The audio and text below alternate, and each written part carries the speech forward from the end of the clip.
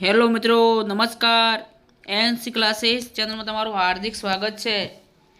જો મિત્રો તમે અમારી ચેનલમાં નવા હોય, હજી સુધી આપણી એનસી ક્લાસીસ ચેનલને સબસ્ક્રાઈબ ન કરી હોય તો સબસ્ક્રાઈબ કરવાનું ભૂલતા નહીં. સૌથી પહેલાં મિત્રો આપણી ચેનલને સબસ્ક્રાઈબ કરો.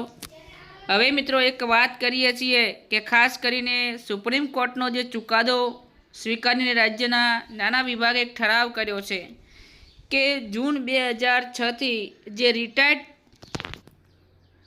જે જૂન 2006થી રિટાયર્ડ 85,000થી વધુ જે પેન્શનરો છે એમને 750 કરોડ ચૂકવાશે. હવે કઈ રીતે એમને પૈસા ચૂકવવામાં આવશે, એમની પ્રોસેસ શું છે? હવે એમની નિવૃત્તિને ગમે તેટલા વર્ષ થયા હોય પણ એરિયસ માત્ર 3 વર્ષનું જ મળશે. એમની નોકરીને ગમે એટલા વર્ષ થઈ ગયા હોય, એટલે કે રિટાયર્ડ થયા પછી પણ એમને જે એરિયસ આપવામાં આવશે એ માત્ર ને માત્ર કેટલા વર્ષનું? તો 3 વર્ષનું જ આપવામાં આવશે.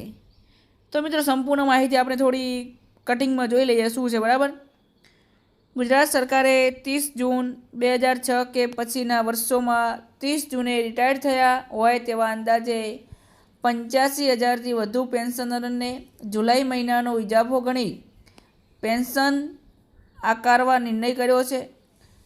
ગુજરાતમાં 1 જાન્યુઆરી 2006થી છઠ્ઠા પગાર પંચનો અમલ થયો ત્યારથી દરેક કર્મચારીઓ માટે ઇજાફાની તારીખ એક સમાન અર્થાત દર વર્ષે 1 જુલાઈ થઈ હતી.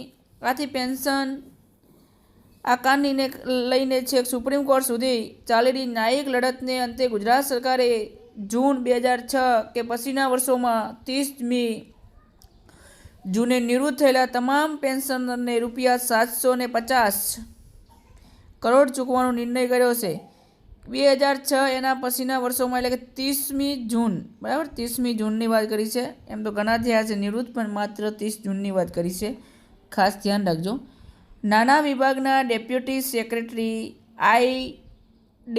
ચૌધરી સહિતની પ્રસિદ્ધ ઠરાવમાં ઉપરોક્ત નિર્ણય અને તેની પાછળના પરિબળોનું વિસ્તારથી વર્ણન થયું છે. 12મી ઓગસ્ટના રોજ પ્રસિદ્ધ આ ઠરાવમાં મદ્રાસ હાઈકોર્ટ, બોમ્બે હાઈકોર્ટની ઔરંગાબાદ બેન્ચ, સુપ્રીમના અનેક ચુકાદાઓથી ટાંકીમાં આવ્યા છે.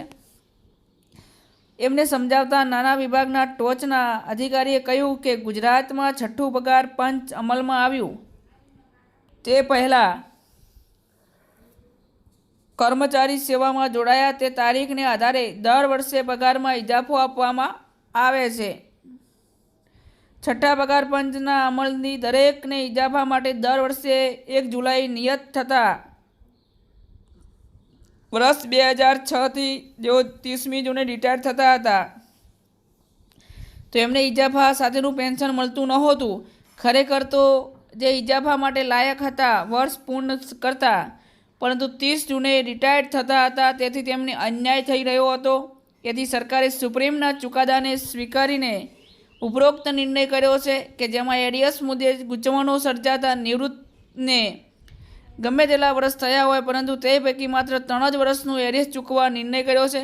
અને અલબત્ત એટલે કે જરૂરિયાત થશે 1 જુલાઈ 2023થી દરેકને રેગ્યુલર પેન્શન મળશે.